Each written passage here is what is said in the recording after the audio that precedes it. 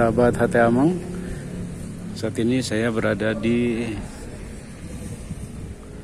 makam Pangeran Surya Kusuma Adinata, Pangeran Sugih, dan makam keluarga. Dan di sini juga ada makam Cut Nyadin katanya.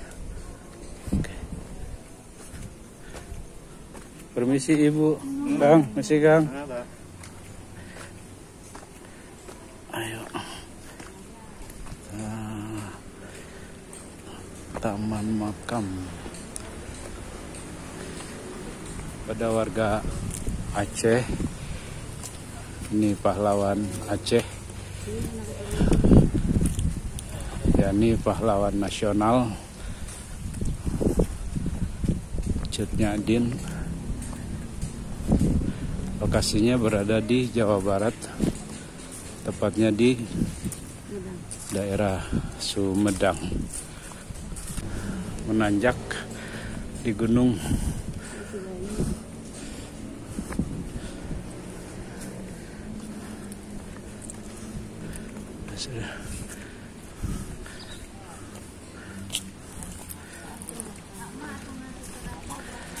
Hari ini hari Jumat tanggal 6 September jam 13.30.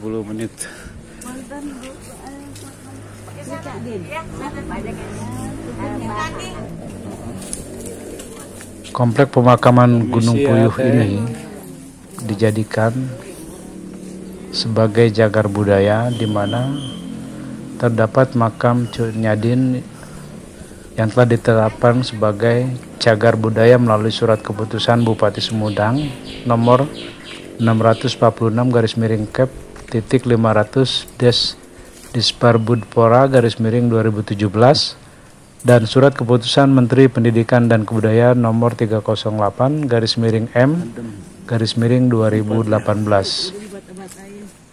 Pahlawan nasional perempuan asal Aceh ini, yakni Cut Nyadin, tahun 1848 sampai 1908, dikenal dengan keberaniannya melawan penjajah Belanda.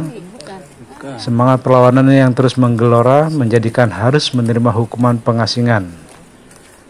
Pemerintah Belanda kala itu dijabat oleh Willem Rosenboom tahun 1899 sampai 1904. Sementara yang ditugasi dalam perang Aceh yakni Johannes Benedictus van Hees selaku gubernur militer dan sipil Aceh, yang kemudian naik jabatan menjadi gubernur jenderal Hindia Belanda selanjutnya. Kenaikan jabatan tersebut salah satunya lantaran telah berhasil memadamkan perlawanan dari sosok perempuan pemberani yang tidak lain adalah Cut Nyadin.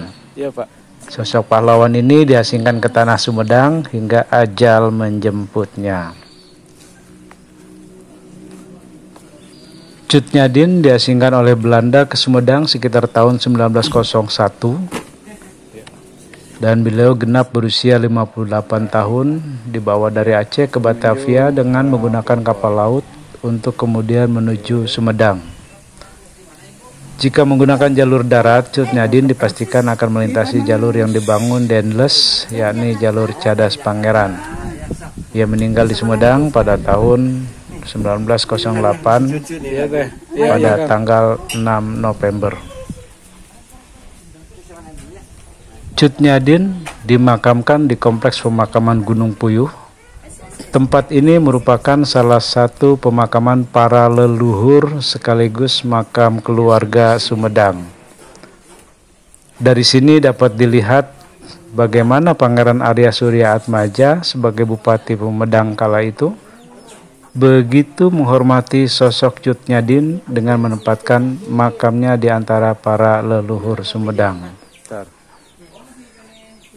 Makam Cut Nyadin awalnya tidak dikenali oleh masyarakat lantaran identitas dan makamnya memang dirahasiakan oleh penjajah Belanda kala itu. Makamnya baru diketahui tahun 1959 setelah dilakukan pencarian saat Gubernur Aceh dijabat oleh Ali Hasan. Makam tersebut diketahui berdasarkan data-data dari Belanda. Sejumlah tulisan tertera di atas batu marmer yang menghiasi sekeliling makam Cut Nyadin. Di dinding makam sebelah kiri tertulis dengan gaya bahasa Melayu dan masih ejaan lama. Bagaimana jasa Cut Nyadin sangat berjuang melawan penjajah Belanda. Duduk deh, duduk. Bapak ambil gambar dulu. Karena jihadmu perjuangan Aceh beroleh kemenangan dari Belanda. Kembali ke tangan rakyat sendiri kegirangan. Bangunan makam ini dibangun oleh Pemda Aceh.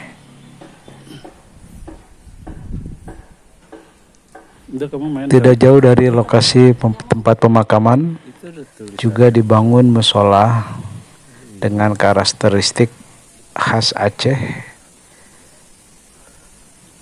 Itu pun dibangun oleh Pemda Aceh.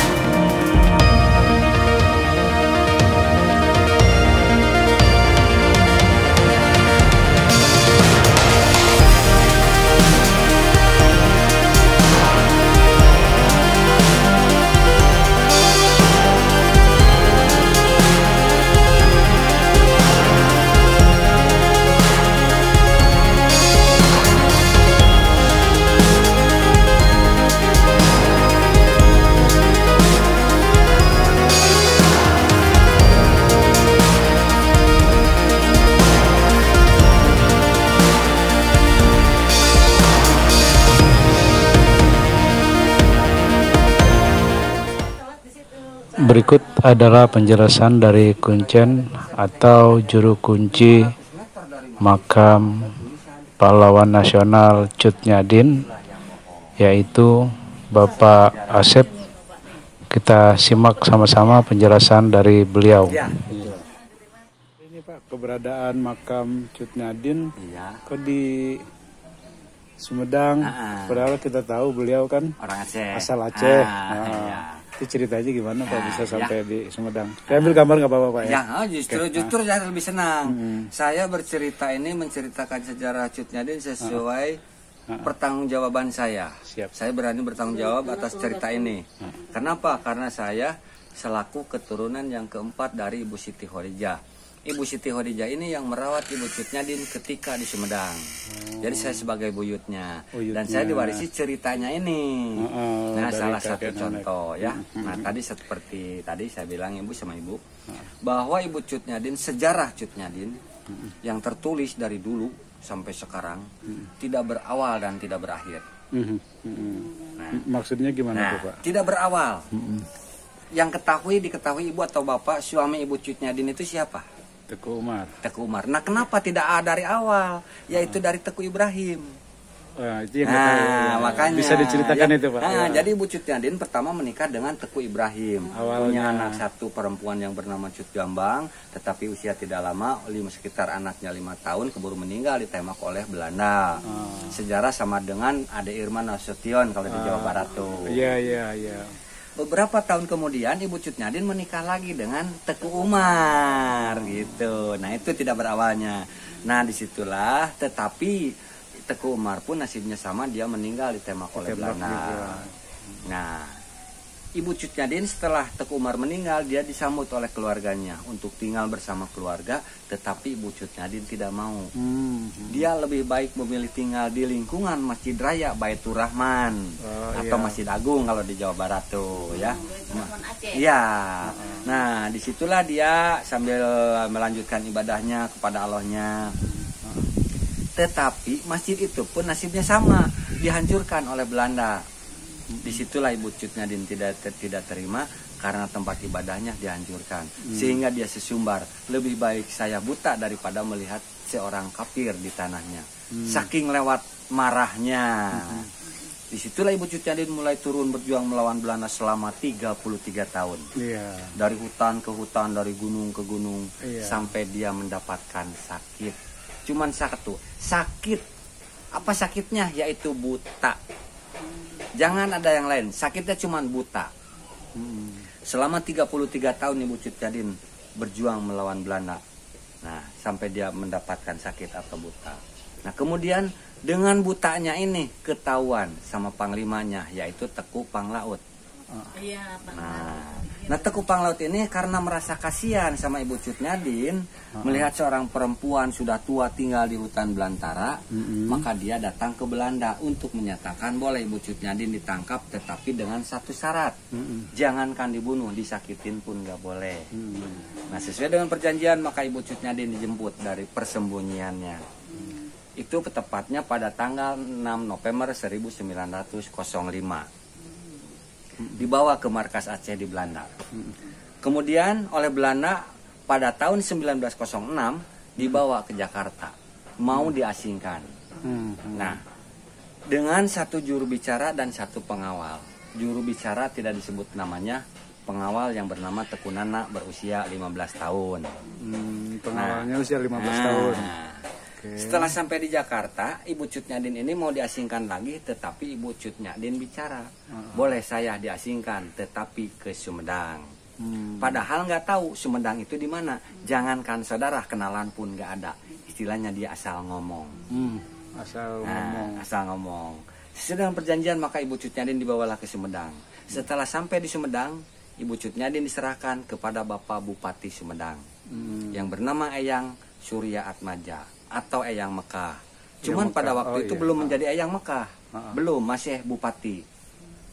Nah, kemudian Bapak Bupati ini melihat komunikasi Ibu Cut Nyadin hanya bahasa Aceh dan bahasa Arab, maka dia memanggil tokoh ulama yang bisa bahasa Arab, menerjemahkan itu, yaitu Kiai Haji Sanusi. Ini gitu. beliau.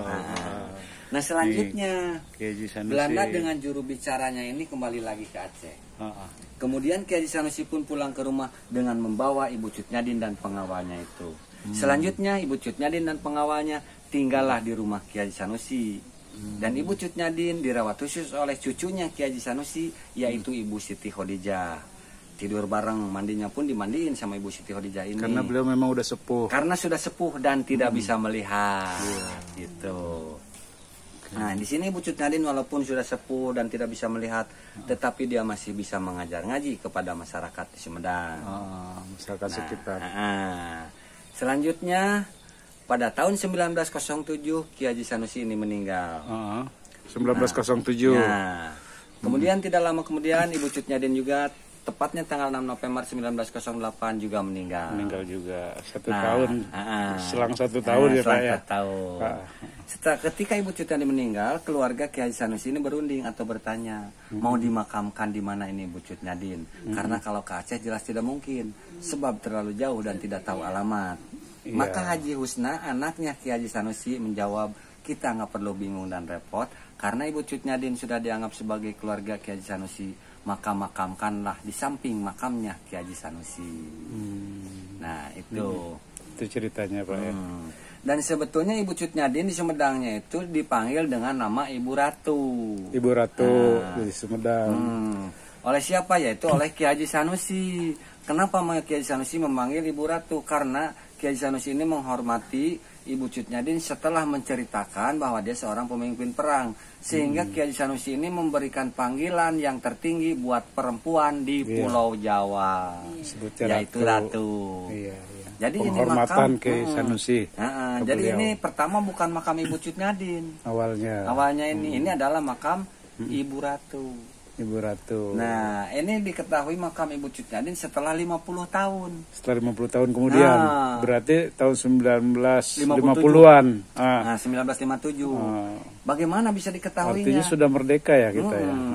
Ini atas proses diketahuinya. Proses diketahuinya ini atas perintah Presiden Soekarno menyuruh kepada Dr. Ali Hashimi agar ditelusuri di mana makam Ibu Cut Nyadin. Ali Hashimi. Kemudian tahun 1957 ada pemerintah Aceh dan Belanda datang ke sini menanyakan dan menelusuri di mana makam Ibu Cut Nyadin. Kebetulan pada waktu itu Ibu Siti Khadijah yang merawatnya masih ada. Gitu. Dan Ibu Siti Khadijah meninggal tahun 1967. Jadi lebih dulu ya. Lebih dulu gitu. Iya, Itulah iya, sejarah iya. singkatnya. Jadi di sini terkenalnya Ibu Ratu. Iya. Jadi kalau cari makam Cut Nyadin tuh nggak ada di Sumedang, Nggak adanya ada. makam Ibu Ratu.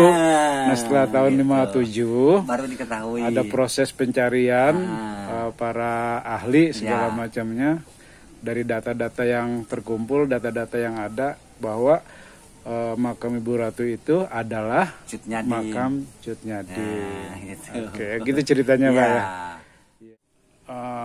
Biasa kan kalau rasa kesukuan itu suka ada, karena beliau memang dari Aceh. Iya. Tamu-tamu dari Aceh banyak nggak Pak? Tamu dari Aceh setiap hari ada, Pasti ada. pasti ada. Yang punya darah Aceh pasti Iya. rasa memilikinya Iya, tuh ada gitu iya. ya Pak ya. Karena yang jarah seperti ini ada 3 yang saya perhatikan di sini. Nah, 1 Aceh, 2 Sunda, 3 Jawa. Jadi ini contohnya, kalau orang Aceh, dia berkunjung ke keluarganya atau ada acara, contoh di Jakarta, datang ke Jakarta. Nikahan di Atau Jakarta, apa, kerabatnya nah. gitu misalnya. Jadi ketika mau pulang lagi ke Aceh, dia tidak langsung pulang ke Aceh. Sini dulu. Ke sini dulu. Sowan dulu Nah, ke leluhurnya gitu. Pokoknya harus mampir aja ke sini. Nah, itu perbedaannya. Ada semacam kewajiban untuk diri sendiri gitu ya. Tetapi kalau orang Sunda, jarah seperti biasa, kadang-kadang masuk puasa, masuk aja selana selonong boy. Doa kadang-kadang ya gitulah, kadang menghormati, kadang enggak. Memang tidak semua tidak sama. Iya. Cuman seperti itulah dipandang sama saya tuh. Kenal perkara apa? Salah satu kalau orang Sunda doanya bisa buru-buru. Bedanya kalau orang Aceh nggak bisa. Buruk-buruknya gimana Pak misalnya? Buru-buru. Oh terburu-buru. Terburu-buru. Kalau orang Aceh harus Orang- fokus sampai cek sampai ketemu gitu ya. Jadi pengucapannya itu kalau orang Aceh doanya itu benar-benar. Kalau orang Sunda nggak bisa. Iya. Kayak seperti la ilaha illallah. Kalau orang Aceh la ilaha illallah. Nah, itu tetap segitu aja Iya. nadanya tuh. Enggak Teratur. naik terus segitu. Kalau orang Sunda la ilaha illallah, la ilaha illallah, la ilaha illallah, la ilaha illallah. Itu kan nah itu Beda lebih cepat. karakter ya. Beda karakternya itu. karakternya beda, iya, Nah, Pak. kalau orang Jawa Lain lagi. begitu masuk, dia ada masuknya itu seperti ketika mau masuk ke rumah pejabat. Keraton kayak Keraton gitu. selalu adabnya itu benar-benar. Nah, itu cara masuknya. Kemudian doanya juga duduknya itu seperti ya kayak malu-malu gitulah. Sungkan lah gitu ya. Sungkan, nah, kayak orang sungkan gitu. Iya, Nah, itu iya. kalau orang Jawa biasa aja, kadang-kadang selalu Iya. gitu kan, mohon maaf. Bapak sering perhatiinnya Pak ya gitu ya. Jadi itulah, jadi saya juga memang itu mah haknya masing-masing. Terserah mereka itu mah. Cuman saya perhatiin adatnya itu kalau Sunda Beda. begini, Jawa begini, Aceh begini. Iya. Cuman kalau di sini pengunjung tidak bisa dikatakan banyak. Cuman saya mohon maaf juga kepada ini Bapak mungkin disebarkan atau disiarkan ini yang harus disebarkan Boleh, Pak. kata ini. Apa tuh, Pak? Makam Cut Nyadin buka 24 jam. Memang sekali-kali suka ada libur pada malam hari, entah sekali atau 2 kali. Tapi itu pun waktunya tidak tentu. Yang penting makam Cut Nyadin khusus bagi yang mau ziarah ke makam Cut Nyadin buka 24 jam. Ya, ini yang perlu dicatat Pak Yang ya. perlu dicatat. Pokoknya di sini panitia atau pihak keluarga pengelola menyatakan bahwa makam Cut Nyadin itu 24 jam. 24 Jadi jam. nggak pernah tutup. Nggak pernah tutup. Ada yang mau tamu berkunjung silahkan. Silakan. Kalau pada Standby. kalau misalkan mau jarah malam hari, kalau memang lebih bagusnya konfirmasi dari awal dari siang. Lebih enak. Jadi maksudnya kalau ada konfirmasi saya mau bepergian tuh, mau ada tamu, jadi nggak jadi iya. berangkat, mau ada tamu gitu. Emang pernah ada isu kalau di sini katanya sempat tutup gitu Pak? Betul. Oh sempat. Sampai Oh sekarang pun pantas ada. Bapak menyatakan itu ya. Menyatakan itu tuh. Karena apa tertulis bahwa makam Cut Nyadin buka jam 7, tutup jam 5. Oh ada orang iseng apa gimana? Pak? Nggak tahu. Malah itu masuk ke Facebook, ke YouTube. Oh. Makanya saya di ini lagi. Saya Nanti kasihan saya kepada orang masukin jauh. ke YouTube Pak. Orang Kasihan. jauh-jauh. Saya merasa kasihan yang jauh. Dan masa datang ke sini jam 7, masuk ke situ disuruh pulang lagi karena ini tutup. Iya. Orang misalkan Ini rombongan jarah- poinnya lah Nah, intinya. Orang mau jarah ke makam Cut Nyadin, terus di situ tuh dibelokin ke sana. Terus setelah itu, oh makam Cut Nyadin yang sekarang udah tutup. Balik lagi ke sana. Kasihan. Demikian informasi yang disampaikan oleh Pak Asep sebagai juru kunci makam Cut Nyadin. Semoga memberikan sebuah wawasan baru bagi kita semua. Saya akhiri. Assalamualaikum warahmatullahi wabarakatuh. Mau